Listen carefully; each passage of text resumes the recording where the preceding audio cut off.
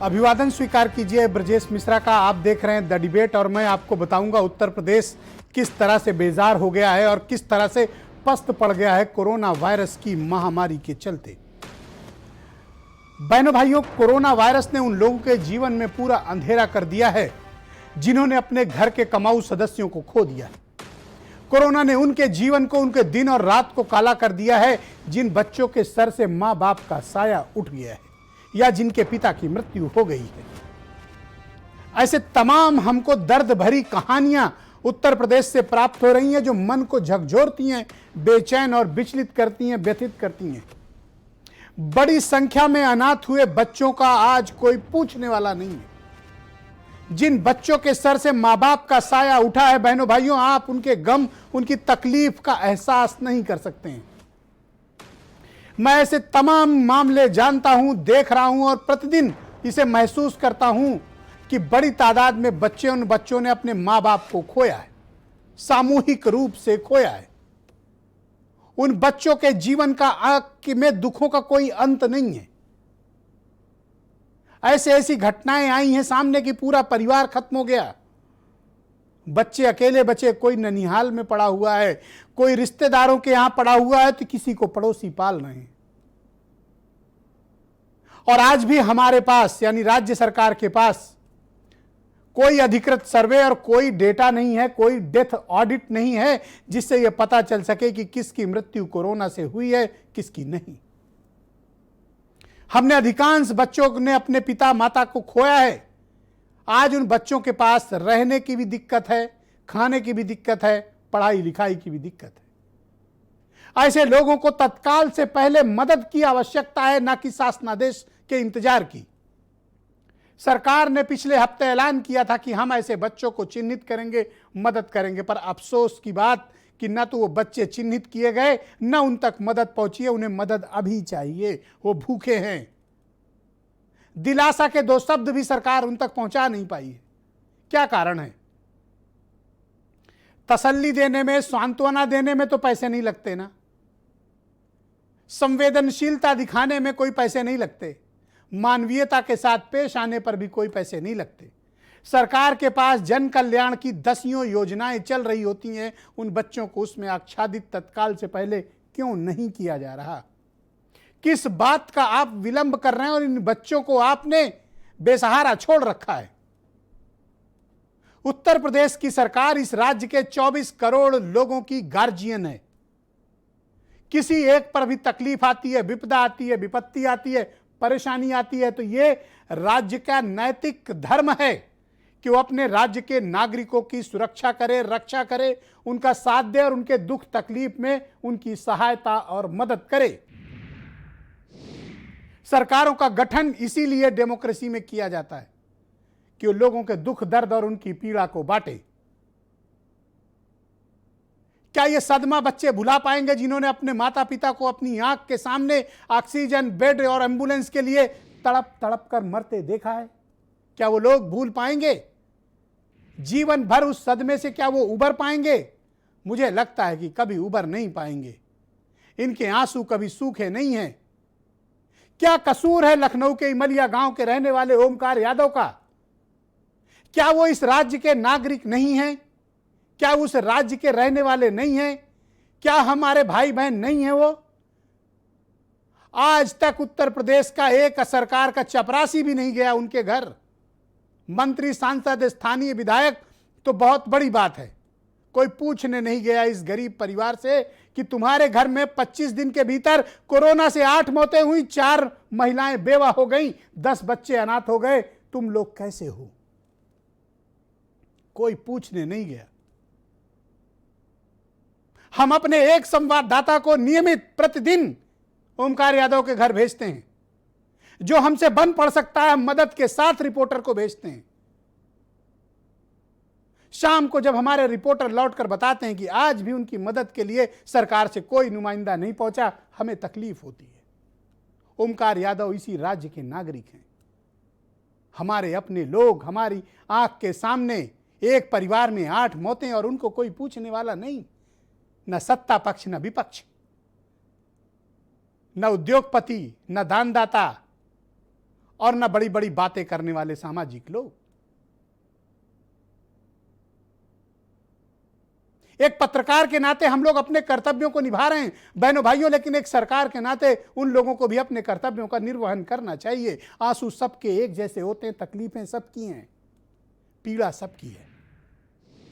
यह वक्त सबके साथ खड़े होने का है, लोगों के दुखों को बांटने का है। जिसके घर में 8-8 लाशें उठी हैं, 8-8 अर्थियां उठी हैं, उसके गम का आप अंदाजा नहीं कर सकते हैं। 4 बेवा महिलाएं एक घर में, कल्पना करिए कि हृदय कितना विशाल होगा उन लोगों का कि आज भी वो बच्चों की देखभाल कर रहे हैं, टूटे नहीं हैं। वो उत्तर प्रदेश के कमजोर छिछले नेताओं की तरह नहीं है कि बात बात पर टूट जाएं, बात बात पर शिकायत करें। उन्हें किसी से शिकायत नहीं। यह गांव ग्रामीण के लोगों का जीवन के प्रति जज्बा है कि वो जिए जा रहे हैं अपने बच्चों के लिए। सरकार उन्हें पूछे या दुत्कार दे। कोई बताएगा कि ओमकार यादव का क्या कसूर है? क्यों नहीं इनके घर मदद पहुंची? 4 दिन से हमारे रिपोर्टर, जब मैं बताता हूं इनकी तकलीफें तो मेरा भी मन दुखी हो जाता है। 4 दिन से हमारे रिपोर्टर प्रतिदिन जाते हैं यहां पे। क्या जिलाधिकारी नहीं जा सकता? क्या कमिश्नर नहीं जा सकते? क्या चीफ सेक्रेटरी नहीं जा सकते? क्या मुख्यमंत्री के अपर मुख्य सचिव नहीं जा सकते? क्या राहत आयुक्त नहीं जा सकता? क्यों नहीं जा सकता? ये आपके अपने लोग हैं, राज्य के नागरिक हैं, भारत के नागरिक हैं। हम क्या इनके दुख में इनके साथ भी नहीं खड़े हो सकते? क्या हम इतने पत्थर दिल और कठोर हो गए हैं कि हमने अपने राज्य के नागरिकों के लिए को मरने के लिए छोड़ दिया कि जाओ और मरो? न तुम्हारे लिए ऑक्सीजन है, न एम्बुलेंस है, न दवा है, न अस्पताल है, न बेड है। सरकार को जाना चाहिए और इनके परिवार से माफी मांगनी चाहिए, मदद करनी चाहिए। मानवता तो यही कहती है, संवैधानिक धर्म भी यही कहता है। कोई पालन करे या ना करे, चाहे सत्ता पक्ष हो या विपक्ष हो, सबका चरित्र एक जैसा होता है। बहनों भाइयों, राजनेताओं के चरित्र में आप बहुत कम अंतर पाएंगे। आज जो सत्ता में नहीं है और सत्ता की चाह में लड़ रहे हैं, वो भी नहीं पहुंचे हैं ओमकार यादव के घर पे। इससे बड़ी तकलीफ की बात और क्या हो सकती है? यह तो एक उदाहरण मात्र है। मेरठ के रहने वाले आनंद, रोडवेज के कर्मचारी, फिटर, उनकी पत्नी एक प्राइवेट नौकरी करती थी। आनंद की मृत्यु हो गई। एक बेटा, नेत्र की प्रॉब्लम है, दिखाई नहीं देता। 2 छोटी बेटियां हैं।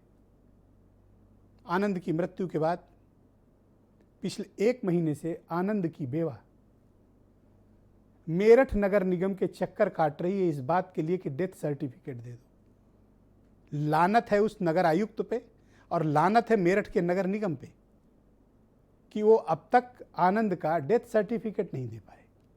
वो कोई क्लेम नहीं कर सकती उसकी फैमिली। हमारे रिपोर्टर जब पहुंचे, आधे घंटे तक उनकी बेवा लगातार रोती रही। बड़ी दिलासा के बाद जब शांत हुए, तब हमने उनकी तकलीफ को सुना। ये अपने राज्य के कर्मचारियों के साथ व्यवहार है आपका। कहां है रोडवेज के मंत्री, कहां है रोडवेज का अपर मुख्य सचिव, और कहां है ट्रांसपोर्ट कमिश्नर, और कहां है एमडी यूपीएसआरटीसी? क्या आपको जरा भी शर्म नहीं आती कि जिन लोगों ने आपकी सर्विस देने के लिए अपनी जान दे दी, उनको उसकी बेवा को तुम डेथ सर्टिफिकेट नहीं दे रहे हो? मुआवजा तुम क्या दोगे? मदद तुम क्या करोगे? तुम तो जेन्युइन चीज भी नहीं दे रहे हो, सर्टिफिकेट नहीं दे रहे हो, तरसा रहे हो उसको। पत्नी उसकी परेशान है, छोटे छोटे बच्चे बिलख रहे हैं। 3000 की प्राइवेट नौकरी करती है उसकी बीवी, अब कैसे परिवार चलाएगी? बहनों भाइयों, इस कोरोना काल ने उत्तर प्रदेश के चेहरे से नकाब नोच ली है। उन तथाकथित लोगों के चेहरे से भी नकाब नोच ली है जो बहुत शुचिता का दावा करते थे, अपने आप को स्थापित मानकों में से ऊपर बताते थे। वो पाताल में धसे हुए पाए गए इस कोरोना काल में। लोग अपनी ही तकलीफों में डूबे हुए हैं और उनके तकलीफों का कोई अंत नहीं है। ऐसी ऐसी कारुणिक कहानियां हैं जो दिल दहलाती हैं। मैं आपको इसलिए प्रतिदिन आके बताता हूं ताकि जानो कि आपके आसपास क्या हुआ है। एक जिम्मेदार नागरिक का बोध आपके भीतर होना चाहिए। अपने राज्य के लोगों के दुख तकलीफ के साथ जुड़ना आपका धर्म है, आपकी संवैधानिक ड्यूटी है ये कि आप अपने राज्य के नागरिकों के दुख दर्द में साथ खड़े हों, जानें और समझें। इसलिए मैं प्रतिदिन आता हूं आपको ये बताने कि आपके आसपास किस कदर बेबसी, लाचारी और दर्द, पीड़ा के समंदर में लोग डूबे हुए हैं। और दावा किया जा रहा है कि हमने करोड़ों जांच की, पर यह नहीं बताया जा रहा था कि इसमें पिछले साल की जांच भी शामिल है। और यह भी दावा किया जा रहा था कि गांव-गांव जांच चल रही है। तो आज बरेली बस्ती का हमारे पास एक वीडियो आया। इस वीडियो में स्वास्थ्य विभाग के कर्मचारी एक गांव में पहुंचे हैं और जो जांच करने वाली किट है उसको तोड़ तोड़कर नीचे फेंक दे रहे हैं और डेटा में एंट्री कर ले रहे हैं। जांच किसी की नहीं हो रही, लेकिन किट के तो स्टिक को तोड़ दिया जा रहा है ताकि यह बताया जा सके कि हमने जांच कर ली है। ऐसे जांच की जा रही है उत्तर प्रदेश के भीतर। गांव में तबाही यूं ही नहीं आई है, ये सब कारण है।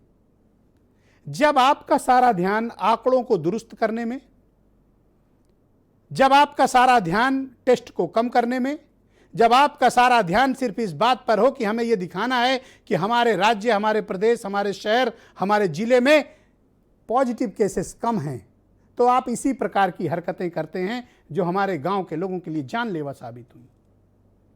इन टेस्ट किट से न जाने कितने गांव के ग्रामीण भाई बहनों के टेस्ट किए जा सकते थे, लेकिन इनको तोड़कर फेंक दिया गया, डेटा में एंट्री कर ली गई। क्या राज्य की सरकार उच्च स्तरीय जांच कराएगी इसकी? नहीं कराएगी। और अगर कराएगी भी तो दिखावे की जांच होगी, क्योंकि संदेश सबको एक तरह से है, अपने जिले से पॉजिटिव केसेस कम करना है कैसे भी। तो यहां डिस्ट्रिक्ट कलेक्टर एक बार एक चीफ सेक्रेटरी मुझे बता रहे थे, डिबेट में भी थे, आप लोगों ने भी सुना होगा उनको, कि चांद को नीचे लाने के अलावा उत्तर प्रदेश के किसी भी जिले का जिला अधिकारी हर काम कर सकता है। चांद तारा तोड़ने के अलावा वो हर काम कर लेगा। तो ये काम भी उसने करके दिखा दिया। ऐसे ही नहीं उत्तर प्रदेश में तबाही आई, उसके स्पष्ट फैक्ट और एविडेंस के साथ हम बात करते हैं। हम कोई बात बस यूं ही नहीं करते हैं, हमारे पास तथ्य हैं, सबूत हैं, लोगों के बयान हैं, उनकी तकलीफें हैं, और इन तकलीफों का कोई अंत नहीं। मैं कुछ आपको ऐसे लोगों की पीड़ा को सुनाना चाहता हूं। तकलीफ होगी आपको, दुख होगा आपको, पर सुनो। सुनना इसलिए जरूरी है ताकि इनके दुख के साथ आप खुद को जोड़ सको। सरकार से यही चाहते हैं कि हमारी मदद करें, कि हमारा लालन पालन करने वाला तो चला गया, अब हम किसी के सहारे नहीं। किससे मांगेंगे, कौन देगा, कब तक देगा कोई हमें? मेरे 2 बच्चे, उनकी पढ़ाई तो बहुत ज़रूरी है, नहीं तो मेरी तो ज़िंदगी बर्बाद होगी, लेकिन मेरे बच्चों की ना हो। हम यही सोचते हैं कि मेरे दोनों बच्चे किसी तरीके से पढ़ जाएं। तो ये हम सोच रहे हैं कि हम जो है मेरे बच्चों की फीस माफ़ कर दीजिए। अभी खर्चा पानी, कभी पोहे खा ले रहे हैं, कभी चाय बना ले रहे हैं। अब वो ही थे करने वाले घर में, अब वो चले, अब बच्ची की पूरी देख रेख वो तो करना है। सरकार से कोई मदद मिल नहीं रही है। मैं क्या बताऊं, मेरी तो यही समझ में नहीं आता है कि मैं अब करूं क्या, किससे कहूं, किसके पास जाऊं, किसकी उम्मीद लगाऊं। अस्पताल की स्थिति है कि हमारे गांव में आज तक ना तो एनएम आई, ना कोई डॉक्टर आया। महामारी तो एक विशेष स्थिति है, यहाँ तो कभी भी मैंने किसी स्वास्थ्य कर्मचारी को नहीं देखा। डॉक्टर को आज तक यहाँ पर अपॉइंट नहीं किया गया। यहाँ एएनएम बैठती थी, अभी कोरोना महामारी में दूसरी लहर में वो भी नहीं बैठ रही है। बहुत टाइम से कोई ना दवाई बैठ रही है, ना कुछ और जो टीके लगते हैं गर्भवती महिलाओं को, ना कोई वो सुविधा है। 3 बेटियां हैं, बड़ी बेटी है, छोटा बेटा है, 4 या 5 साल का बेटा है। कठिनाई तो आएगी, पत्नी ब्लाइंड है। On the 15th of August 2020, the Prime Minister declared that there was a plan in place to vaccinate every Indian by the next year. It is now mid-2021. Our vaccination rate is 1.9 million people per day. We need 7 to 8 million people to be vaccinated per day to achieve that target. The centre first took all responsibility. After that, as the second wave hit, it started to abdicate responsibility to the states. Other federal countries like Germany and the USA have followed a completely different process. The centre has procured the vaccine and allowed states to distribute it. Why did the Modi government not do? गांव गरीब किस तकलीफ में है, आपने इनकी पीड़ा को कुछ वक्त और कुछ सेकंड के लिए महसूस किया होगा। यकीन मानिए कि अगर आप इनके बीच हों तो शायद आपको सामान्य होने में भी वक्त लगेगा इनकी तकलीफों को सुनकर, जो हमारे संवाददाता नियमित प्रतिदिन फेस करते हैं। वो किस अवसाद में होंगे, किस डिप्रेशन में हमारे रिपोर्टर होंगे जो लगातार 2 महीनों से इस तकलीफ को आप तक पहुंचा रहे हैं। हमारे रिपोर्टरों के पास जो होता है ना गांव में, वो पैसे तक छोड़ के चले आते हैं। 100, 200, 500 जो भी उनकी जेब में होता है, लोगों की मदद करके चले आते हैं। क्या सरकार ये नहीं कर सकती? सरकार अपने अफसरों को भेज नहीं सकती है? मंत्री, सांसद, विधायक कहाँ हैं? ये किस बिल में छिपे हुए हैं? क्या ये मदद के लिए नहीं आ सकते? लोगों के रोते बिलखते लोगों के आंसू पोंछे नहीं जा सकते? थोड़ा मोड़ा वक्त नहीं है, 2 महीने से ज्यादा हो गया। आपको कितना वक्त चाहिए गांव के इन गरीब लोगों की तकलीफ को कम करने के लिए? न इनको सत्ता पक्ष पूछता है, न इनको विपक्ष पूछता है, न इनको कारपोरेट पूछता है, न इनको उद्योगपति पूछता है, न सेलिब्रिटी इन्हें हाथ लगाते हैं, क्योंकि गांव के लोगों की मदद करके किसी को यश नहीं मिलता है। शहर के लोगों की मदद करके यश मिलता है ट्विटर और फेसबुक पे। ये आम धारणा हो गई है। आज की डिबेट में नेहा शालिनी दुआ हैं भारतीय जनता पार्टी से, सुनील सिंह साजन समाजवादी पार्टी से हैं, डॉक्टर एमएच खान हैं बहुत ही जाने माने राजनीतिक विश्लेषक, समाजशास्त्री, मनीष हिंदवी जी मुझे ज्वाइन कर चुके हैं, डॉक्टर राजेश प्रजापति चिकित्सक हैं, और वीरेंद्र सिंह जी हमारे स्टेट हेड। बहुत स्वागत और धन्यवाद आप सभी का। मैं प्रतिदिन रात में 8 बजे जब नेहा जी आता हूं डिबेट करने, और उसके पहले जब मैं दिन भर इस तरह के वीडियोस, लोगों के स्टेटमेंट देखता हूं तो मेरा मन बहुत दुखी हो जाता है। फिर मुझे शाम को लगता है कि ये तो मेरा कर्तव्य है कि मैं आप लोगों से सवाल पूछूं ताकि लोगों के दुखों को कम कर सकें। क्या कारण है कि 2 महीने के बाद भी आपकी पार्टी की उत्तर प्रदेश की सरकार गांव ग्रामीण के लोगों के आंसू तक नहीं पहुंच पाई? जी ब्रजेश जी, आपका कर्तव्य है सवाल पूछना और हमारा कर्तव्य है जवाब देना। और ये बात समझनी पड़ेगी कि सरकार हाथ पे हाथ धर के नहीं बैठी। अगर सरकार हाथ पे हाथ धर के बैठती तो आज उत्तर प्रदेश में 22 करोड़ की जनता में से मात्र 1200 एक्टिव केस रह गए हैं।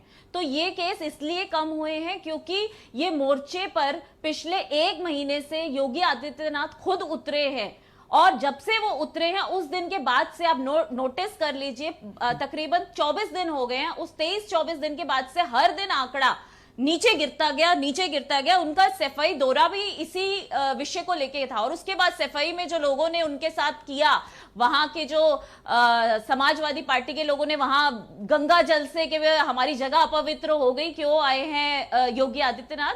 तो ये एक बहुत दुर्भाग्यपूर्ण बात थी जो समाजवादी पार्टी की तरफ से किया गया। वो वहां कोविड का निरीक्षण करने गए थे, ताकि जहां उन्होंने कोविड सेंटर्स बनाए उन्होंने सभी का किया है, ऐसा नहीं कि सफाई में कोई अलग से वो बना गया। जहां 10 बनाए गए कि उसका निरीक्षण खुद वो अचानक स्वयं वहां पहुंच के कर रहे थे, ताकि तो मैडम आप ये कहना चाहती हैं कि योगी आदित्यनाथ मैदान में उतरे और कोरोना खत्म हो गया? खत्म नहीं हुआ ब्रजेश जी, बात समझने की कोशिश कीजिए। उस दिन से आंकड़ा कम होना शुरू हो गया। उससे पहले अधिकारी कहीं बीच में धांधली ना करें, गड़बड़ ना करें, गलत जानकारी ना दें, इसलिए स्वयं योगी आदित्यनाथ ने ये काम बेड़ा जो है वो अपने ऊपर उठाया। और 20 से 25 दिन के आप भीतर देख लीजिए जो आंकड़ों में बहुत बड़ा एक चेंज आया। वो हमने बस्ती में देखा है मैडम कैसे जांच की जाती है। वैक्सीन के लिए भी, क्योंकि अगर देखिए अगर वो ना उतरते, कोई भी मुख्यमंत्री अभी तक ऐसा नहीं हुआ, और कहीं का भी राज्य की बात कर लीजिए जो स्वयं जाके निरीक्षण कर रहा हो, हर दिन जाके कर रहा हो, और पिछले 20-25 दिन से वो निरीक्षण कर रहे हैं, और यही नतीजा है कि आज आपके सामने जो 1200 केस हैं, चाहे आप मानेंगे चाहे नहीं मानेंगे, लेकिन यही सच्चाई है। धरातल पर उतर के काम किया जा रहा है। जितने भी भाजपा शासित राज्य हैं, और यूपी में मुख्यमंत्री जी ने अनाथ हुए बच्चों के लिए, क्योंकि ये संवेदनशील वक्त है जिसमें किस बच्चे की मदद की है, जरा मुझे 2-4 जिलों का नाम बता दें, या परिवारों का नाम बता दें जिनकी आपकी सरकार ने मदद की हो। 2 नाम मुझे बता दें कि हमने इनकी मदद की है। 2 नाम जो मैं कह रही हूँ। नहीं, आप पहले आप ठीक है, जो मैं नाम बताऊंगी आप मान लेंगे। आप बता दीजिए, मैं मान लूंगा, क्यों नहीं मानूंगा। और आप प्रवक्ता हैं, मैं आपकी बात मानूंगा। ठीक है, तो मैं आपको बता रही हूँ, बिल्कुल। तो आप सुनिए ना, मैंने बताया नाम, ये तो 2 हैं, ऐसे अनेकों हैं जिनको मदद पहुंचाई जा रही है। परसों ही पीएम केयर फंड से कहा गया है कि 10 लाख रुपए जो है इन बच्चों का मासिक एक जो है फूटी कौड़ी आज तक किसी के पास पहुंची हो तो मेरे सामने प्रस्तुत कर दीजिए कि इसको हमने मदद पहुंचाई है। एक फूटी कौड़ी। बिल्कुल मैंने आपको बता दिया है, 2 का नाम बता दिया, आपने 2 कहा, अब आप और अनेक कहेंगे। फूटी कौड़ी किसी को मिली हो तो बता दीजिए कि हमने इनको पहुंचा दिया है। मैं व्हाट्सएप, अभी आपने 2 कहा तो मैंने 2 बताए। कहां 2 लोगों को पहुंचाया है? तो आप अपना व्हाट्सएप नंबर दे दीजिए, वो मैं आपको पहुंचा दूंगी, ठीक है। अब आपको मैं ये बताती हूं कि आंकड़े भी है, काम भी किया जा रहा है, बच्चों को चिन्हित किया जा रहा है। ये कोई ऐसा काम नहीं है। हर राज्य के जो विधायक हैं और काउंसलर हैं उनको कहा गया कि अपने एरिया में छानबीन कीजिए, जो बच्चे अनाथ हुए हैं, माँ बाप जिनके नहीं रहे, उनको 4000 रुपया, चाहे उनके कोई भी गार्जियन मींस कोई भी मामा चाचा ताया कोई भी उनको कब से देना शुरू करेंगे? जरूरत तो अभी है ना, आप तो सर्वे भी नहीं करा रही हैं। तो अभी शुरू, आप देखिए काउंसलर आके लिस्ट देंगे तभी तो शुरू होगा। तो ये काम तो आपका है ना, काउंसलर से लिस्ट कौन मंगाएगा? मैं मंगाऊंगा या इमेज खान मंगाएंगे? यही तो मैं आपसे बता रही हूँ ब्रजेश जी के काम शुरू हो चुका है, लेकिन हर घर तक अच्छा एक बात और बता दीजिए, टाइम लगेगा, आपको ज्यादा दूर जाने की जरूरत नहीं है मैडम। लखनऊ में जहां हुकूमत आपकी बैठती है वहां से 12 किलोमीटर दूर, सिर्फ 12 किलोमीटर, सुई देखकर 12 किलोमीटर दूर एक गांव है इमलिया। वहां एक परिवार में 8 लोगों की मौत हुई है। क्या आप मुझे बताएंगे कि कोई मिनिस्टर, डिस्ट्रिक्ट कलेक्टर, कमिश्नर या दूसरे अधिकारी उस परिवार से की मदद के लिए आज तक क्यों नहीं गए? आप जो भी उस गांव का नाम बता रहे हैं उसे हमारे पास भेजिए, हम तो चिन्हित कर ही रहे हैं। हमारे विधायकों को और काउंसलर्स को कह दिया गया है कि 1 हफ्ते के भीतर, अरे 4 दिन से सिर्फ हम ही नहीं, हर चैनल, हर अखबार भरा पड़ा है ओमकार यादव की घटना से। हर चैनल, हर अखबार में खबर है, पर लखनऊ में आपकी सरकार तक बात नहीं पहुंच रही है। आप दिल्ली से पहुंचा दीजिए उन तक बात। सरकार है, आप भेजिए। ऐसा नहीं हो सकता कि सरकार सुन के उनकी मदद नहीं करेगी। देखिए सरकार हर जगह पहुंच रही है, गांव पहुंच रही है, और हमारा यही पहुंच रही होती मैडम तो ये हालत नहीं होती। मदद सुनील सिंह साजन, उनका दुरुपयोग, गांव ग्रामीण के लोग आज भी बेबस हैं, परेशान हैं। सरकार क्या कर रही है पूरा उत्तर प्रदेश देख रहा है, लेकिन विपक्ष में होने के नाते आप लोग भी अपने कर्तव्यों का निर्वहन उस प्रकार से नहीं कर रहे हैं जो करना चाहिए। आप लोग क्यों नहीं लोगों की मदद में आगे आ रहे हैं? आपका क्या फर्ज नहीं बनता कि आपके लोग और आपकी पार्टी और आप खुद एमएलसी हैं, आप जाएं इमलिया और लोगों से मिलें, उनकी तकलीफ पूछें कि तुम्हारे घर के 8 लोग मरे हैं, बताओ मैं तुम्हारी क्या मदद कर सकता हूं? क्या आप जा नहीं सकते वहां पे?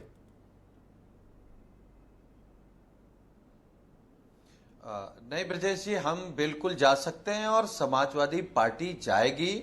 हम केवल एक चीज कह रहे हैं, वो ओमकार यादव हैं इसलिए आप उनके घर नहीं जाएंगे क्योंकि लोग आप पर आरोप लगाएंगे, इसलिए आप नहीं जाएंगे उनके यहाँ। नहीं, तो कौन पूछेगा इनको फिर?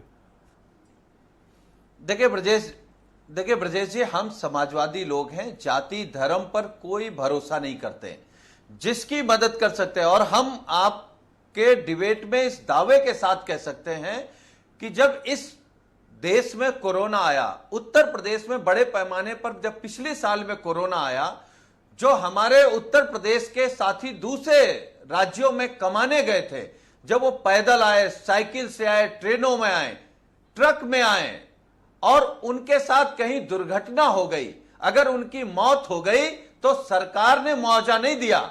समाजवादी पार्टी के आदरणीय राष्ट्रीय अध्यक्ष अखिलेश यादव जी ने उन परिवारों को 1-1 लाख रुपए समाजवादी पार्टी की तरफ से मदद की है। और अभी आप याद करिए, जब उत्तर प्रदेश में पंचायत चुनाव संपन्न हो गया तो माननीय अखिलेश यादव जी ने उसी के दूसरे दिन अपने जीते हारे सभी नेताओं को यह कहा कि चुनाव संपन्न हो गया है, अब अपने को बचाते हुए लोगों की तो लोग ओमकार यादव के घर कोई क्यों नहीं पहुंचा? समाजवादी ओमकार यादव के परिवार के घर कोई क्यों नहीं पहुंचा? आपसे भी सवाल है, आपकी पार्टी से को भी जवाब देना पड़ेगा। आप लार्जेस्ट अपोजिशन हैं, आप जिम्मेदारी से यूं मुंह करके निकल नहीं सकते। देखिए ब्रजेश जी, हम जिम्मेदारी से भाग नहीं रहे और आपकी डिबेट में हम इसको स्वीकार कर रहे हैं कि उस परिवार के बीच हम नहीं पहुंच सके, ये दुख है। लेकिन कल ही हम भी जाएंगे, पार्टी के दूसरे लोग जाएंगे और सिर्फ ओमकार यादव के यहां नहीं, हमारे नेता माननीय अखिलेश यादव जी ने कहा है जिस गांव में, जिस गली में, जिस परिवार और मेरा अनुरोध है खाली हाथ मत जाना, कुछ मदद लेकर जाना, उनके परिवार को मदद लेकर जाना, खाली हाथ मत जाना। नहीं ब्रजेश जी समाजवादी पार्टी के लोग जाएंगे तो मदद लेके जाएंगे और आगे भी मदद करते रहेंगे। हम केवल भारतीय जनता पार्टी की तरफ फोटो खिंचा करके लौट के नहीं आएंगे। अभी मैं बीजेपी के प्रवक्ता को सुन रहा था, उन्होंने एक बात बहुत ईमानदारी के साथ स्वीकार की कि जब से उत्तर प्रदेश में योगी आदित्यनाथ जी उतरे हैं तब से कोरोना के आंकड़े नीचे आए हैं। तो इसका मतलब ये साफ हो गया है, जिस बात को हम लोग लगातार कह रहे हैं कि योगी जी केवल जिले जिले पर जाकर के दो काम कर रहे हैं, क्योंकि पंचायत चुनाव में जनता ने इनके लोगों को हरा दिया है। अब डीएम कप्तान के माध्यम से जिला पंचायत अध्यक्ष कैसे जीते, ब्लॉक प्रमुख कैसे जीते और आंकड़े कैसे कम हो, केवल दो काम हो रहे हैं, इसके अलावा कोई काम नहीं हो रहा है। नहीं, मतलब ये मुख्यमंत्री का काम है जी कि अधिकारियों को बेईमानी करने के लिए लगा दे। यह मुख्यमंत्री का काम है कि जिस जिले में जाएं ये डांट करके आए कि आंकड़े कम हो जाने चाहिए। क्या मुख्यमंत्री ये अपनी बारी में बोलिए, नो बीच में कोई इंटरप्शन नहीं, सिर्फ सुनील साजन बोलेंगे। कोई इलाज no interruption please, no interruption please, सिर्फ सुनील साजन। मुख्यमंत्री जी ने किसी डॉक्टर से जी किसी डॉक्टर से मिले, डॉक्टरों को तो लाठी मरवा के भगा दी। सुनील जी शुक्रिया। ये भारतीय जनता पार्टी का और योगी जी का चेहरा सामने आ गया है। थैंक यू कि उत्तर प्रदेश आज अनाथ प्रदेश की तरफ है। Thank you. Doctor MH Khan मुझे ज्वाइन कर चुके हैं, बहुत ही जाने माने राजनीतिक विश्लेषक हैं और उत्तर प्रदेश में पिछले 40 सालों से पॉलिटिक्स और सोसाइटी में सक्रिय। बहुत शुक्रिया आपका खान साहब। रोज़ रात में 8 बजे जब मैं डिबेट करने आता हूं खान साहब, तो मेरा मन बड़ा उदास रहता है जब मैं लोगों की तकलीफ़ देखता हूं, उनकी पीड़ा को देखता हूं, उनकी बातों को सुनता हूं और बेबसी महसूस करता हूं कि मेरे पास तो उतने रिसोर्स नहीं है कि मैं बहुत लोगों की सहायता कर पाऊं। लेकिन ये बात व्यथित करती है कि 2 महीने के बाद भी हमारी सरकारें गांव गरीब के आंसू पोंछ नहीं पाई।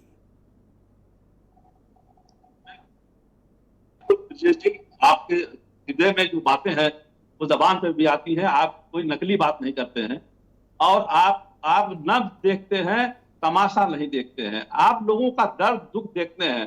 मैं एक ही बात कहना चाहता हूं कि ये जो प्रवक्ता जी बता रही हैं कि योगी जी संभाल लिए, मैं पूछता हूं स्वास्थ्य विभाग किसके पास है?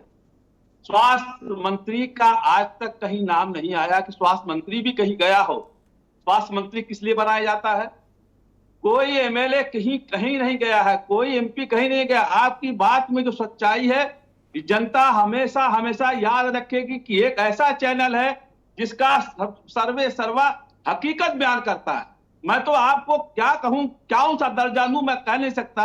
हमारे मोहल्ले में एक मिट्टी हो गई कोरोना से, मैं गया उस यहाँ पर कुड़िया घाट पर गया, वहां 125 नंबर उनका आया था। अब 125 नंबर बताइए, पर डे का उनका था, किसी में 125 किसी में 140 और मरने की संख्या ये बता रहे हैं कुछ है ही नहीं। कोरोना बता रहे हैं घट गया। ये सब मेरे घर मैडम बीच में मत बोलिए, आपकी आदत गलत है। नो प्लीज, डिबेट का डिसिप्लिन मेंटेन करें। पहले राउंड में कोई किसी को इंटरप्ट नहीं करता। खान साहब प्लीज कंटिन्यू। सभासद, यहाँ का मंत्री हमारे मोहल्ले में झांकने तक नहीं आया कि हाँ क्या हो रहा है। हमारे मोहल्ले में 5 लोगों की मृत्यु हो गई। मैं तो वो दुख बता रहा हूं जो हमने खुद झेला है। आपको बताया मेरी पत्नी का देहांत हो गया और कोई पूछने तक नहीं आया क्या है कहा नहीं है। खान साहब मुझे बहुत अफसोस है, संवेदनहीन बहुत अफसोस है मुझे। आप भारतीय जनता पार्टी हो गई है। इस वक्त ये चक्कर में है कि मुख्यमंत्री कैसे बचे, जिला पंचायत अध्यक्ष कैसे बने, ब्लॉक प्रमुख कैसे बने, इसी मैं देख रहा हूं कि पिछले 3 दिन से लखनऊ में भारतीय जनता पार्टी के दफ्तर में चुनावी मीटिंगें हो रही हैं। जनता तड़प रही है, मर रही है और इनको चुनाव की मीटिंग की पड़ी है।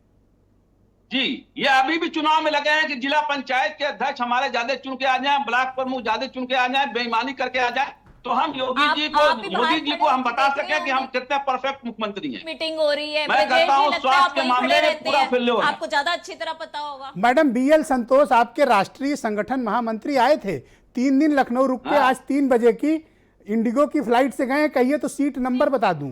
की बात हम कैसे मान ले ब्रजेश जी कि आप इतना सच बोल रहे हैं? मेरा नाम ब्रजेश मिश्रा है, ये अपने आप में इंटीग्रिटी है, आप झूठ बोल रहे हैं। इंटीग्रिटी है मेरी। सुनिए, डीएल संतोष के विजुअल लाए जाए, डीएल संतोष के विजुअल लाए जाए, मैडम को दिखाया जाए, इनको कुछ भी नहीं पता।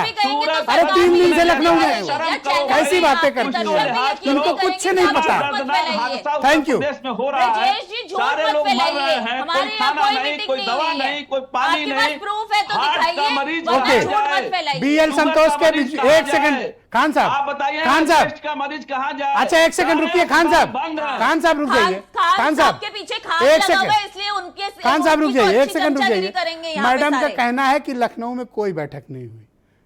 सुनील साजन भी मौजूद है, मनीष सिंघवी भी मौजूद है। लाइए ना, प्रूफ दीजिए। मैडम, ये अगर कार्यालय में बैठना पाप है, ये देखिए मैडम, आपकी स्क्रीन पर है, पाप है, ये लीजिए आपकी स्क्रीन पे, आपकी स्क्रीन पे लीजिए, आपकी स्क्रीन पे लीजिए, ये लीजिए, ये तस्वीरें मैं दे रहा हूँ, ये लीजिए, ये बैठक लीजिए। ये क्या हो रहा है मुझे बताइए आप, कार्यालय में बैठना पाप ये क्या हो रहा है? क्यों ना बैठे? कार्यालय में बैठना पाप है क्या? अभी तो आप कह रही थी तो हर पार्टी के कार्यकर्ता बैठते हैं कार्यालय में, देखते हैं कि कोई मजबूर मैडम, ये अगर हमारे चीखने से कार्यालय में आ गया तो उसकी आपका मदद ना झूठ करें पकड़ा क्या? गया कोई असल में। मजबूर या कोई आप झूठ बेबस बोल या रही कोई थी कि कोई कोरोना मीटिंग नहीं हुई, पॉजिटिव मैं जिसको मीटिंग का जरूरत है वीडियो दिखा रहा हूँ तो वहाँ जनता को। कार्यालय नहीं ठीक है, बैठेंगे क्या? समय बर्बाद हम लोग नहीं करेंगे। ओके, आप मनीष सिंघवी की तरफ रुख करते हैं। कार्यालय में मतलब कि किसी की मदद, अगर वहाँ कोई नहीं बैठा होगा तो आप लोग कहेंगे कोई भी अभी वहाँ तो नहीं आप कह रही थी बैठा। मोहतरमा लोग कि बेचारे कोई मदद नहीं के लिए मीटिंग में गए और आया, उन्हें वहाँ कोई मीटिंग ही मदद नहीं नहीं हुई। मिली। तब अब आप जब मैं ये बात वीडियो दिखा रहा हूँ तो आप कह रही तो कि कहीं मीटिंग तो में नहीं छोड़िए बैठेंगे। सरकार को, हाँ, कोई ठीक तो है, ओके। सरकार का वो रहने दीजिए। ओके, मनीष सिंघवी बैठे को तो बुलाइए। पाप है, नहीं बैठे तो पाप है। हाँ ठीक वाह, है, वाह, वाह। पूरा उत्तर प्रदेश देख रहा है। ओके मनीष सिंघवी जी, मैडम बता रही हैं कि कोई मीटिंग ही नहीं हुई। ओके शुक्रिया मैडम, प्लीज थोड़ा सा सब्र कर लीजिए। तो हम अभी मनीष सिंघवी जी को बात सुना दें। भाई मनीष सिंघवी जी, हमारी मैडम को बताइए, इनको नेहा शालिनी दुआ जी को बताइए, लखनऊ में कोई बैठक हुई थी या नहीं हुई थी? अच्छा एक काम करिए, okay Manish Singhvi, yes please go ahead. Okay Manish Singhvi go ahead और बताइए कि उत्तर प्रदेश का बच्चा बच्चा जानता है पर बीजेपी की प्रवक्ता नहीं जानती। उत्तर प्रदेश में पूछने का हक है, हमें भी जो पिछले 3 दिनों से चल रहा था, मुझे लगता है उत्तर प्रदेश में नहीं पूरे भारत में उस पर चर्चा हो रही है। क्या ट्विटर, क्या व्हाट्सएप, क्या फेसबुक, सारे सोशल मीडिया के चैनल्स पर उसकी चर्चा हो रही है। आम लोगों की बातों में उसकी चर्चा हो रही है कि इन मीटिंग्स के क्या मायने निकाले जाएंगे। शायद ही कोई बचा, मतलब आपको यकीन नहीं होगा, मेरे घर पर हमारी माता जी, हमारे घर में डिस्कशन हो रहा है कि ये आए हैं तो क्या योगी जी को बदल दिया जाए। मतलब इस तरह की बातें घरों में हो रही, जहां सामान्य लोग हैं जिनको बहुत राजनीति से मतलब नहीं है। पर मैडम तो बता रही कोई मीटिंग ही नहीं हुई। मैं तल्ख बात हमेशा इस्तेमाल नहीं करता ब्रजेश जी। अगर अच्छा आपकी बारी हो गई ना, सिर्फ मनीष सिंघवी बोलेंगे जानकारी रखना तो ना, प्लीज अब आप मनीष सिंघवी को डिस्टर्ब ना करें। मनीष गो अहेड। ब्रजेश भाई साहब, नहीं आप ये तो बताइए ना कि अगर वहां पर आप तो होती है तो प्रदेश के काम थैंक यू के मैडम लिए तो प्लीज। होती है, राज्य के काम के लिए तो होती है। ओके ठीक है, गप्पे मारने के हाँ लिए, हाँ ताश ठीक खेलने के लिए लोग बैठे थे। है। अब मनीष को बोलने देंगे आप? Manish please go ahead. Brajesh ji, अमूमन मैं इस तरह की तल्ख भाषा का इस्तेमाल नहीं करता। संबित पात्रा जी ने पूरे भारत के जो भाजपा प्रवक्ता हैं उनके लिए एक लाइन खींच दी है और सब उसी तरफ निकल पड़े हैं कि काम की कोई बात नहीं करनी है और एकदम बात को डिरेल कर देना है, इस तरफ या उस तरफ। सिंधवी बोलेंगे इस तरफ या उस तरफ। हम इतनी गंभीर बात पे चर्चा करने के लिए बैठे और उसका तमाशा बना दिया। बात से बात कहां ले गए? यहाँ आदमी मर रहा है, उसके घर में खाने के लिए नहीं, बच्चे अनाथ हो गए, उसकी कोई चर्चा ही नहीं है, किसी को कुछ पता ही नहीं है। तमाशा तो आपने बनाया। और आपको बता दूं ब्रजेश जी, अभी भाजपा की प्रवक्ता ये कह रही थी कि योगी जी 24 दिन से निकलने लगे, 20 दिन से निकलने लगे तो वो नीचे आ गया ग्राफ। पूरी दुनिया का एग्जाम्पल उठाकर देख लीजिए। और मुझे लगता है मार्च 2020 से लेकर आज तक जितनी डिबेट आपने दिखाई है इस चैनल पर, इतनी कोरोना का लेकर किसी ने दिखाई, तो आपसे बेहतर कोई नहीं जान सकता कि हर वेव का एक पीक होता है और अपने आप डाउनफॉल होता है। ये किससे छुपा हुआ है? तो क्या ये अप्रैल के शुरुआती हफ्तों में वैज्ञानिकों ने, आईटी के साइंटिस्ट ने बता दिया था इस बात को कि एक पीक अप्रैल के लास्ट में आएगा और अपने आप गिरना शुरू हो जाएगा। और जब यहाँ पीक थी, जब आदमी तड़प तड़प के मर रहा था, तो ना कोई मुख्यमंत्री था, ना कोई मैनेजमेंट था।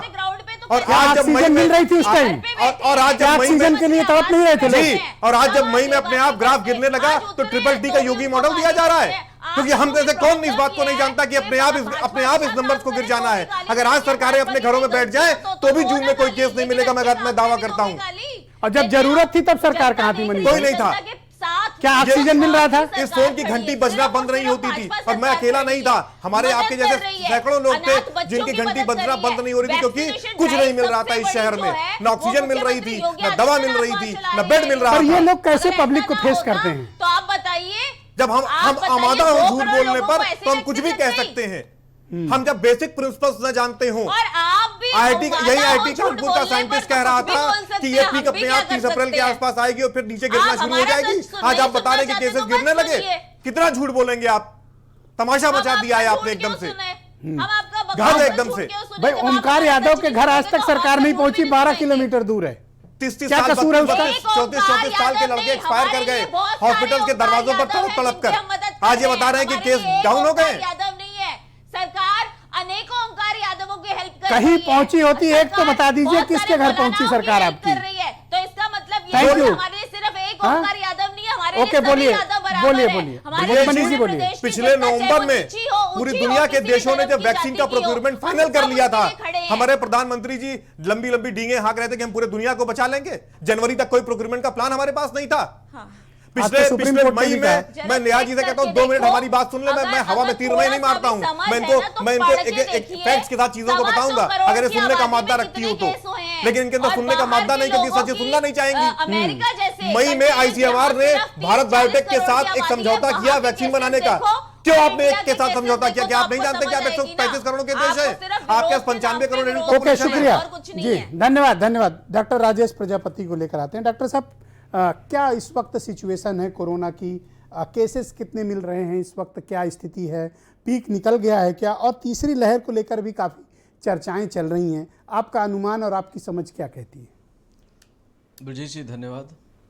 सबसे पहले तो क्योंकि मैं मनीष द्विवेदी जी के सबसे बगल में बैठा हूँ, मेरे मुझसे कुछ फीट ही दूर बैठे हैं, जिस प्रकार से, जिस आवेग से, जिस पीड़ा से इन्होंने अपनी बात कही है, वो तो सिर्फ एक झलकी मात्र है। ब्रजेश जी, मैं आपके सारे सवालों का जवाब दूंगा, ज़रा 30 सेकंड मुझे दीजिएगा प्लीज़। मुझे 2 बार कोरोना हो चुका है, अक्टूबर में भी हुआ, अभी इधर 10 अप्रैल को फिर हुआ था। Oh my God. और जब मैं दूसरी बार कोरोना से ठीक हुआ तो मैंने देखा कि लखनऊ में हाहाकार मचा हुआ है। क्योंकि मैं ऑर्थोपेडिक सर्जन हूँ, बेसिकली मेरा काम सर्जरी का होता है, एक्सीडेंटल केसेस का, ट्रॉमा का, स्पाइन सर्जरी का, तो मेरा कोई बहुत बड़ा रोल होता नहीं हॉस्पिटल सर्विसेज में। लेकिन क्योंकि मैं रिसेंटली कोरोना से रिकवर हुआ था तो मैंने सोचा कि मैं क्या कर सकता हूँ, तो मैंने अपना नंबर सोशल मीडिया पे डाला और ऐसे केसेस का चुनाव किया जिनको हॉस्पिटल एक्सेप्ट नहीं कर पा रहा था because of non availability of bed, मतलब बेड और ऑक्सीजन ना होने की वजह से जिन पेशेंट्स को, जिनका ऑक्सीजन सैचुरेशन फॉल हो रहा था, जिनको अगर विद इन 24 to 48 आवर्स हम रेस्क्यू नहीं करते तो उनकी मृत्यु तय थी। तो ऐसे पेशेंट्स मैंने सेलेक्ट किए। क्योंकि मैं रिसेंटली रिकवर हुआ था तो मैं सिर्फ मास्क पहन के सीधे कोरोना पॉजिटिव पेशेंट के घर जाता था, उसको चेक करता था स्टेथोस्कोप लगा के, और जो ज़रूरी दवाइयाँ होती थी वो खुद लगाता था, घर वालों की मदद से ऑक्सीजन सिलेंडर अरेंज करवाता था।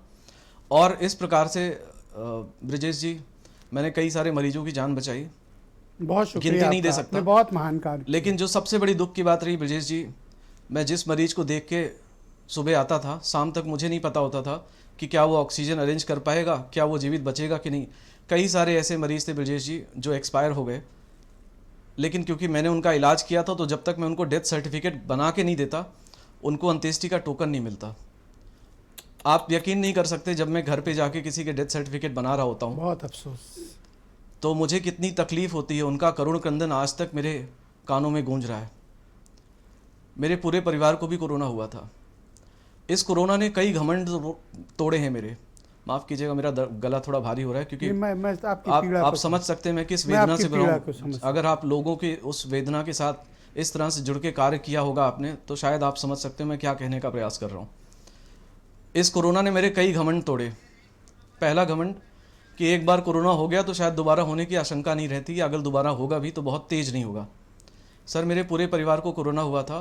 फर्स्ट जो एपिसोड था अक्टूबर का, आप यकीन मानिए, मैं डॉक्टर हूँ, KGMU से पास आउट हूँ, अपने टाइम का CPMT टॉपर रहा हूँ, BHU से भी पढ़ा हूँ।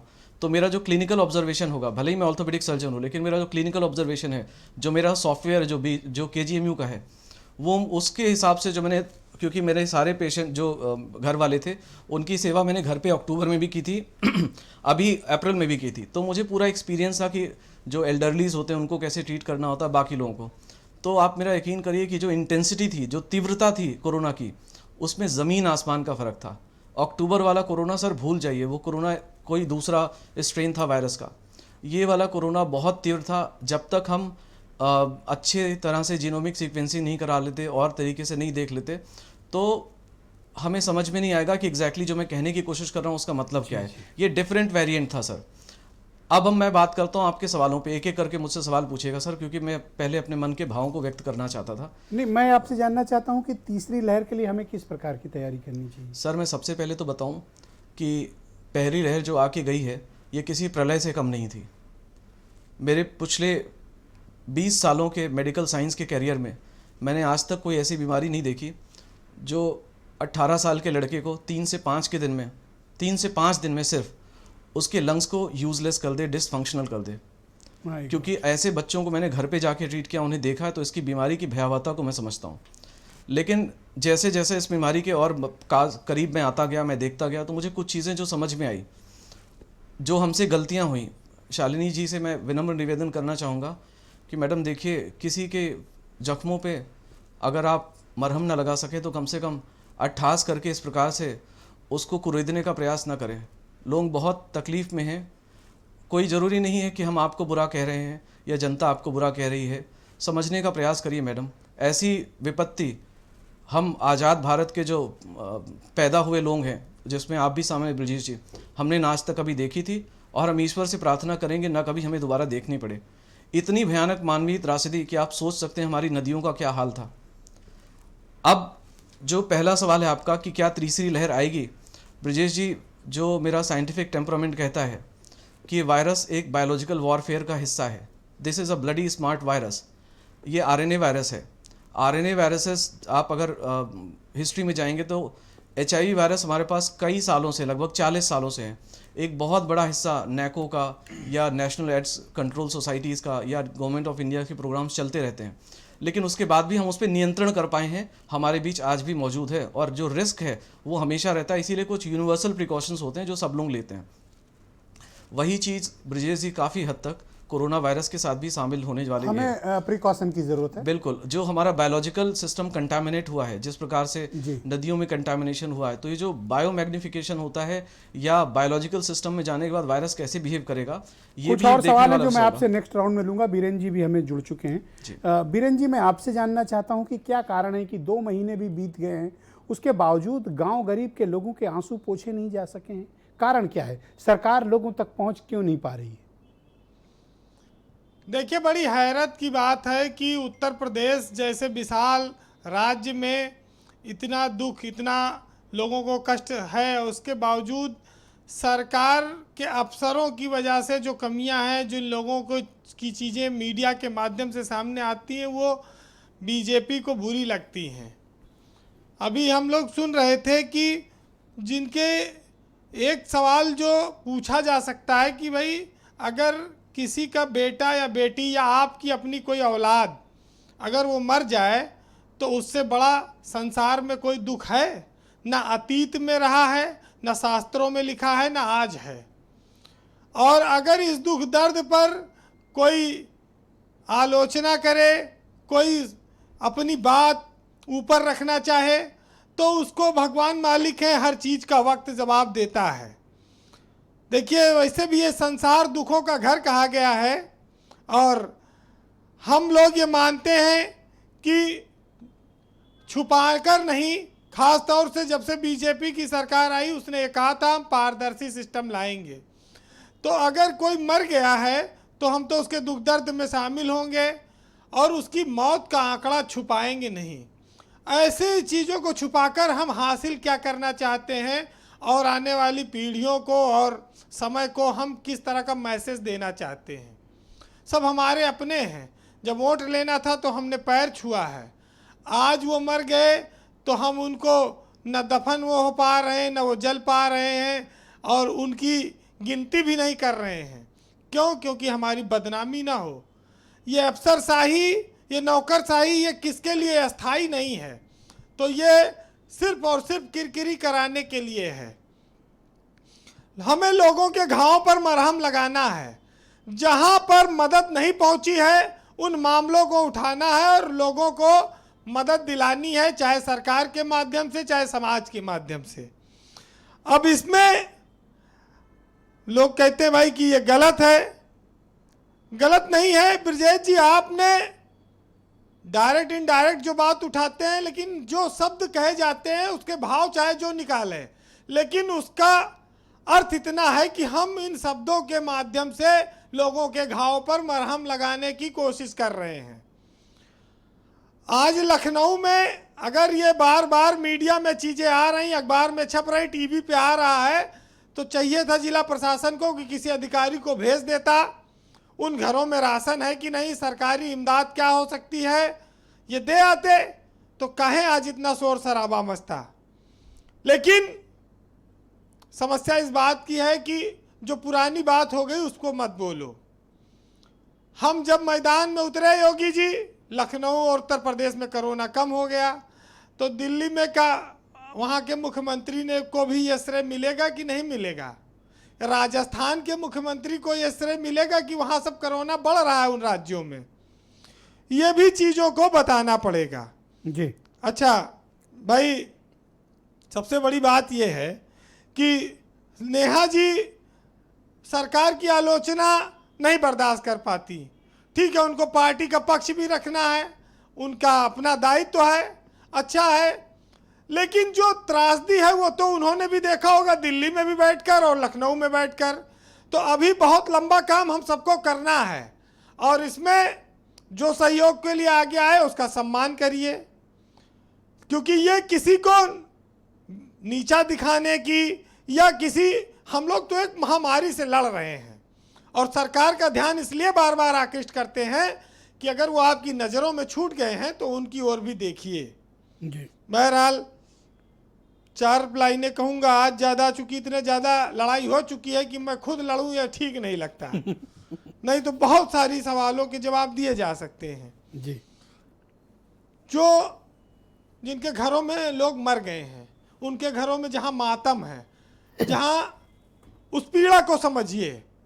जो माताएं, बहनें, बच्चे अनाथ हो गए, विधवा हो गई, जिनके किसी की माँ मर गई, किसी के बाप मर गए, किसी के भाई मर गए, किसी की बहन मर गई, वो अपना दर्द कैसे बयां करते हैं उसको सुनिए कि तेरी यादें रुलाती हैं जो मेरे घर में ठहरी हैं, और बड़ी तकलीफ देती है लगी जो चोट गहरी है, और कि है इन बंद कमरों में मुझे आराम बस इतना, मैं जितना चीखूं चिल्लाऊं ये दीवारें गूंगी और बहरी है।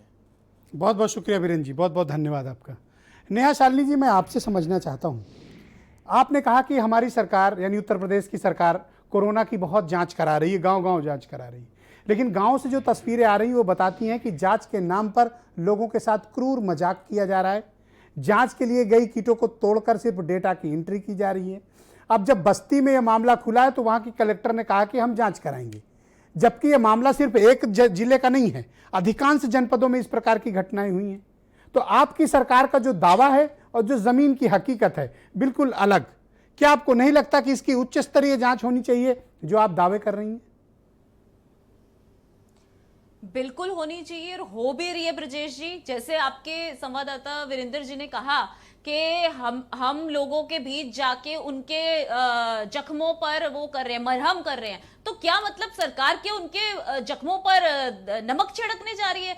सरकार इतनी संवेदनशील है, जब कुछ दिन पहले प्रधानमंत्री जी के भाषण में वो भावुक हो गए, उनकी आंखों से आंसू निकल गए कि जिनके परिजनों को खोया है, अपनों को खोया है, वो दुख उनकी आंखों से निकला। तो विपक्ष द्वारा कहा गया कितना नौटंकीबाज है यह आदमी, यहाँ पर खड़ा होकर नौटंकी करता है।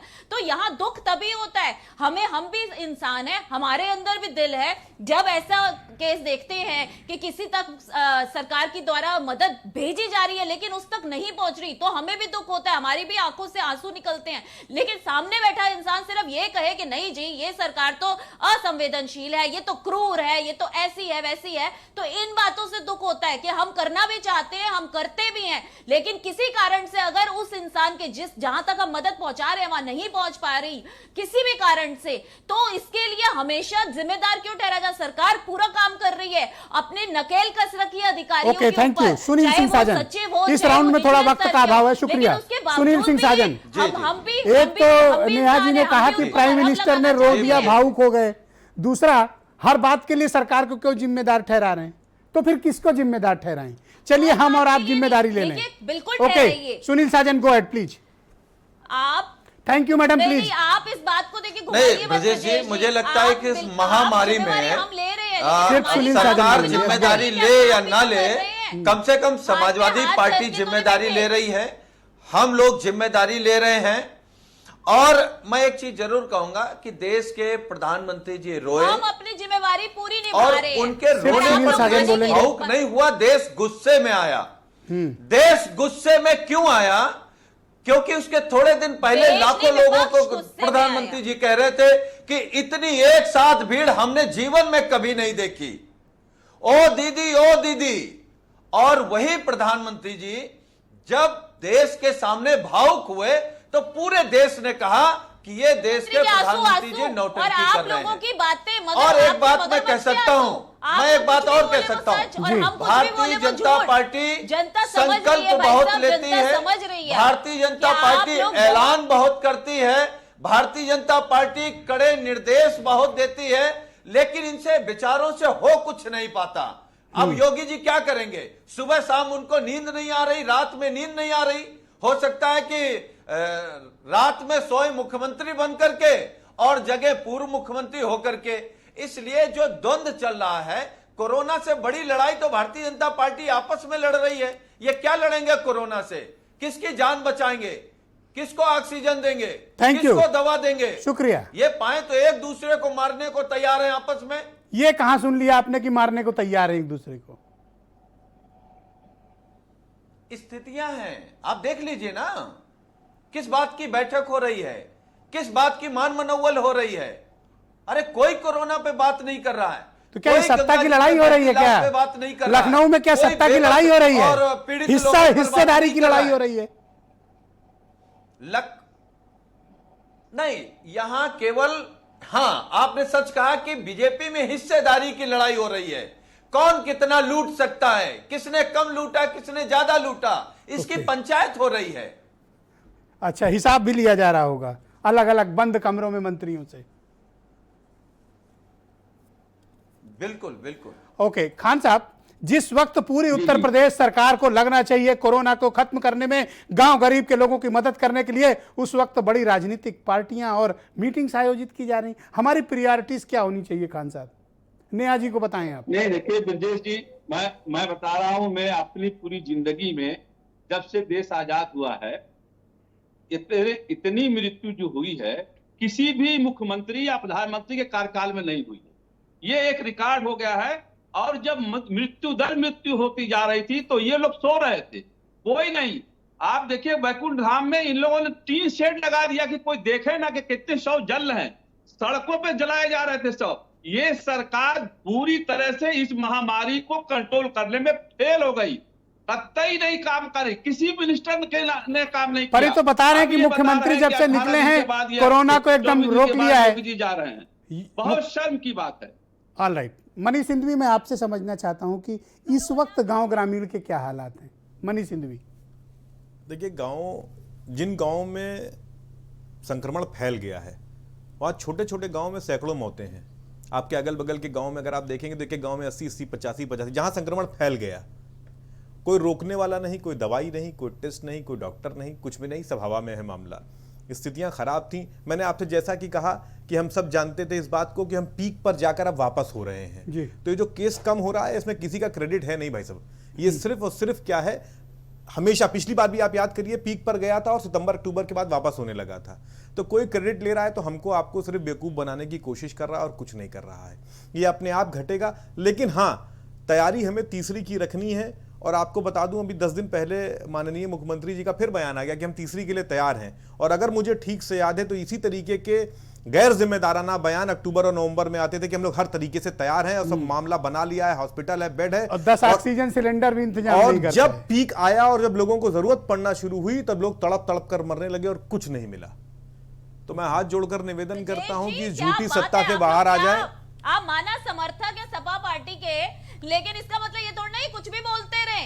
अरे मनीष सिंघवी की बात इतनी बुरी क्यों लग रही है? हाथ पे हाथ धर के बैठ जाते। सच ऐसे ही लगता है। मनीष जी बताओ इनको जरा।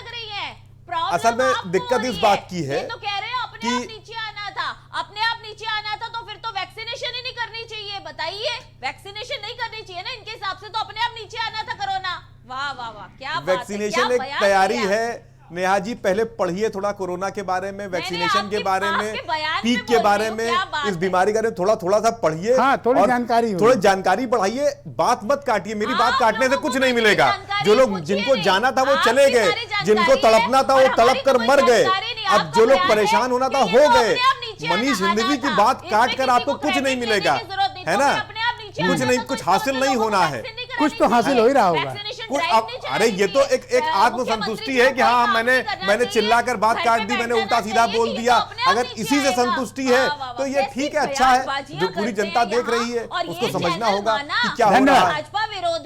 धन्यवाद, थैंक यू, शुक्रिया। डॉक्टर राजेश प्रजापति, मैं आपसे जानना चाहता हूं कि हमें तीसरी लहर की किस प्रकार की तैयारी करनी चाहिए, क्या क्या प्रिकॉशन हमें अभी से रखना चाहिए, स्टोरेज किन किन बातों का रखना चाहिए? ब्रजेश जी, हमें वो गलतियां दोहराने से बचना चाहिए जो हम सेकेंड वेव के पहले कर चुके हैं। सबसे पहली बात ब्रजेश जी मैं आपको बताऊं कि थर्ड वेव की पॉसिबिलिटी तभी बनेगी जो हमारा पॉपुलेशन का एक बहुत बड़ा हिस्सा अनइम्यूनाइज रह जाएगा या कोरोना से एक्सपोज नहीं हुआ रहेगा, जिसके अंदर इम्यूनिटी नहीं होगी। अगर हमें थर्ड वेव से बचना है ब्रजेश जी, तो सबसे पहले समझना पड़ेगा कि हम सेकेंड वेव में क्यों हारे। क्या ऐसा था जिसको अगर हम करेक्ट कर देते तो हमें गंगा में लाशें बहती हुई नहीं दिखाई देती। बड़ा ही करुण दृश्य है ब्रजेश जी, जब मुझे वो दृश्य याद आता है मैं परेशान हो जाता हूं। लेकिन वो दृश्य जब आप बताएंगे तो आपको सपा समर्थक कहा जाएगा। देखिए ब्रजेश जी, कहा गया है ढोल गवार शूद्र पशु नारी सकल साधना के अधिकारी। तो साधना होता है ब्रजेश जी, क्षमा कीजिएगा, डॉक्टर तुलसीदास ने जो लिखा है वो साधना है जी, वो ताड़ना नहीं है। ओके, तो उस बारे में कभी बाद में चर्चा करेंगे। तो मुझे लगता है इन लोगों ने साधना नहीं की है, समझ नहीं पाए। टीवी पे आने का शौक होगा, हमें इतना नहीं है, हमें सच बोलने का शौक है। और अगर भाजपा प्रवर्तक मैडम जिस प्रकार से आप ताली बजा रही थी पता उसे क्या कहते हैं? जिस प्रकार से आप ताली बजा रही थी पता उसे क्या कहते हैं? आपके लिए एक चौपाई सुनाता हूँ। आपके जैसे ही लोग थे, आपके जैसे ही लोग थे, आपके जैसे ही लोग थे। पूरी बात सुनिए मैडम। अरे डॉक्टर है वो, बिचौलिया नहीं है। आप कैसी भाषा बोल रहे हैं? आपको शर्म आनी चाहिए। आपको वो डॉक्टर है, अपनी जान कीमत लगाकर, बिचौलिया नहीं है। आपको शर्म आनी चाहिए मैडम। दिखाने आए हैं आपने जो डॉक्टर का अपमान कर रहे हैं, आपने जो संघ का व्यवहार है उसको त्याग दिया है। आपको करुणा कोई नहीं है जनता से, आपको नौटंकी करनी है, बस यही बात है और कुछ नहीं। आप डॉक्टर ब्रजेश जी, अगर आप इन्हें 2 मिनट के लिए साइलेंस करें तो मैं अपना पक्ष रखना चाहूंगा। हाँ प्लीज, सिर्फ आप प्लीज बोले डॉक्टर राजेश जी, बोलिए प्लीज। डॉक्टर होते ना तो डॉक्टर वाली बातें करते, अगर आप डॉक्टर होते तो डॉक्टर की तरह कोई सलाह। अरे ये बड़े नामी डॉक्टर हैं, आपको पता नहीं इनके बारे में। सरकार कोई बात नहीं, ऐसे काम नहीं करते। आप एक दूसरी पार्टी के समर्थक है, ये बन के बैठिए तो अच्छा लगेगा कि हाँ आप वही समर्थक बन के बैठे। Okay, thank you. आप सिर्फ डॉक्टर राजेश बोलेंगे। थैंक यू, आपकी बात हो गई, आपने गाली दे ली उनको, ठीक है। ओके, डॉक्टर राजेश बोलिए प्लीज। ब्रजेश जी गाली है, अगर ये गाली है तो बहुत अच्छी बात है। और वो जो ओके, थैंक यू मैडम। क्या हो गया आपको आज क्या इतना बेचैन क्यों है आप? शर्म नहीं आती कि किसी महिला को गाली देंगे? नहीं, क्यों आप ऐसे बोल रही हैं? शांत हो जाएं। बोलिए राजेश जी। ब्रजेश जी ऐसे बोल रहे हैं? ओके बोलिए आप राजेश जी, बोलिए। ब्रजेश जी, इनकी दिक्कत सच्चाई चुभती है, पूरी भाजपा को हो गई। अब मुझे लगता है कि सिर्फ मुझे बोलने का मौका मिलना चाहिए। आप प्लीज आप बोलें, आप सिर्फ बोलें, सिर्फ राजेश जी की आवाज जाएगी। सबकी आवाज रोकिए, सिर्फ राजेश जी बोलेंगे। Rajesh ji please go ahead. मैं आपको वृतांत सुनाता हूँ, वक्त कम है, थोड़ा सा ध्यान रखिएगा। तुलसीदास जी ने लिखा है, बाढ़ी पूछ कीन कब खेला, कौतुक का आवे पुरबासी, मारही चरण करही बहुहासी, बाजही ढोल दे ही सब तारी। ये वो तारी थी जो ये दे रही थी। शर्म आनी चाहिए इनको। अगर इनके घर में या इन्होंने कभी मानस का पाठ किया होता, मर्यादा पुरुषोत्तम की बातें सुनी होती, तो इस प्रकार से अट्ठास नहीं करती किसी की मृत्यु पे। और ये मुझे बिचौलिया कह रही है, मुझे नौटंकीबाज कह रही है। मैडम, मैं अपने सारे पेशेंट्स को जिनको मैंने घर जाके ट्रीट किया है उनका आधार कार्ड नंबर और हर चीजें दे सकता हूं, लेकिन मेरी आदत नहीं है। मेरे घर में मुझे नारी का सम्मान करना सिखाया गया है, भले ही वो आपको कुछ भी बोले। और हमने पढ़ा भी है बचपन में, निंदक नीरे राखिए आंगन कुटी छपाए, बिनु पानी साबिन गिरा निर्मल करे सुभाए। रही बात इनके ज्ञान की सर, तो ये इनका ज्ञान पता नहीं व्हाट्सएप या फेसबुक या होगा, जिस वर्चुअल वर्ल्ड में रहती हैं उसी का ज्ञान लेके मैडम डिबेट छोड़कर चली गई, बात कर रही हैं। डिबेट छोड़ के चली गई, लेकिन डिबेट अभी चल रही है जी। जो लोग देख रहे होंगे मैं उनके लिए जवाब दे रहा हूं जी। दूसरी बात सर, अगर हम चाहते हैं कि हम थर्ड वेव से कैसे बचना चाहें, तो बात को समझिए सर। आपको किसी आयोग, किसी मतलब सुप्रीम कोर्ट की अध्यक्षता वाली किसी कमेटी की जरूरत नहीं है, किसी संसदीय समिति की जरूरत नहीं कि आप पता करें कि आपका देश क्यों फेल हुआ। आपका देश फेल हो चुका है सेकेंड वेव में, और कोई आपको नहीं चाहिए सबूत। अब आप सोचो कि जो पुरानी गलतियां हो उससे हम कैसे आगे निकलें। आप अभी सिर्फ एक चीज पे लगे हुए हो, vaccination vaccination vaccination. Sir, Bharat को ऐसे समझिए जैसे 1000 डिब्बे की रेलगाड़ी है और आपके पास पानी भरने के लिए 10 पंप हैं। By the time you start from one end to another end, जब तक आप एक एंड से दूसरे एंड तक पहुंचोगे आधी गाड़ी खाली हो चुकी होगी। मतलब जो इम्यूनिटी मिली होगी वैक्सीन से वो यूजलेस हो चुकी होगी। मैं इसका जीता जागता उदाहरण हूं। 6 महीने के अंदर मुझे 2 बार कोरोना हुआ और दोनों बार पहले से ज्यादा तीव्र था। ना सिर्फ मैं बल्कि मेरी पूरी फैमिली, मेरी वाइफ भी डॉक्टर है, वो भी दिन रात लगी रहती है सेवा में। खैर, ये बात नेहा जी जैसे लोग नहीं समझेंगे, क्योंकि they live in their Ivory towers. इनके लिए विंस्टन चर्चिल एक बहुत अच्छे व्यक्ति, उन्होंने कहा था, if you keep throwing stone at every barking dog you will never reach your destination. रही बात सर आगे की बातें, तो बहुत सारे प्लान हैं। बहुत शुक्रिया। मैं किसी और दिन आपको इस पर विस्तृत चर्चा के लिए आमंत्रित करने वाला हूं। हम लगातार कोरोना पर डिबेट कर रहे हैं। आप सभी का बहुत बहुत धन्यवाद, बहुत बहुत शुक्रिया। मैडम डिबेट छोड़कर चली गई, धन्यवाद, उनका भी बहुत शुक्रिया। और आप सबका भी बहुत बहुत धन्यवाद। कोरोना वायरस का संक्रमण तेजी से फैल रहा है, कृपया अपना ध्यान रखें, मास्क का इस्तेमाल जरूर करें। धन्यवाद।